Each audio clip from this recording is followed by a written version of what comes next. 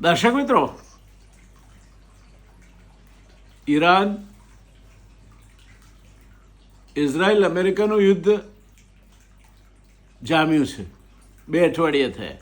એની અસરો પણ હવે દેખાવા માંડી છે. આપણા ત્યાં ગેસના બાટલાની અછત સર્જાઈ. હોટલવાળાઓને ગેસના બાટલા મળતા નથી. ગેસના બાટલામાં ભાવ 60 રૂપિયા. કુકિંગ ગેસનો વધી ગયો. ગૃહિણીના માથે એટલો વધારાનો બોજો પડ્યો. અને આંતરરાષ્ટ્રીય તેલના બજારમાં તેલના ભાવ પણ વધવાના છે. કાલે ઉઠીને પેટ્રોલ ડીઝલના ભાવ પણ વધે તો નવાઈ પામવા જેવું નહીં હોય. આ બધી પરિસ્થિતિ વચ્ચે પ્રશ્ન એ થાય છે કે આ યુદ્ધનું પરિણામ શું આવશે.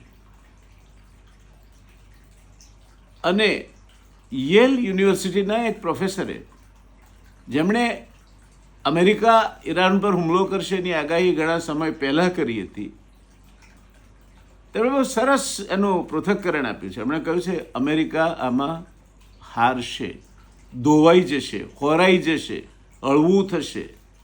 કારણ કે એની સાથે જોડાયેલ ઇઝરાયલ અમેરિકા હારે એવું ઈચ્છે છે.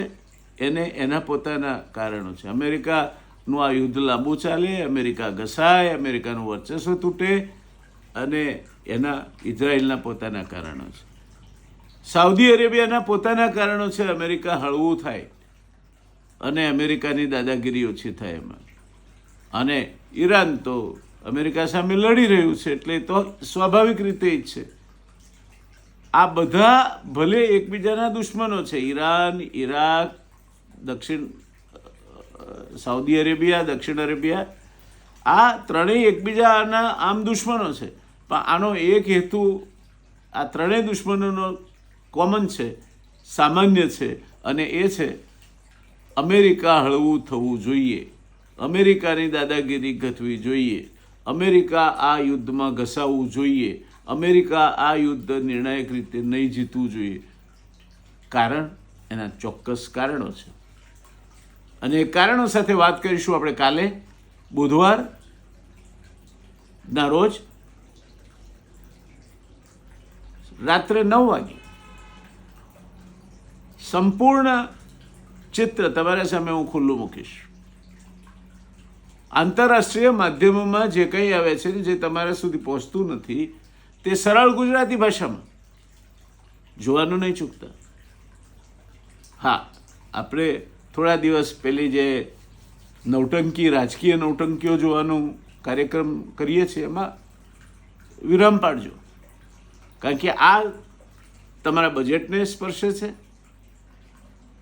ગેસની તંગી થશે, પેટ્રોલ ડીઝલની તંગી થશે તો તમને તકલીફ પડશે, એને સ્પર્શે છે.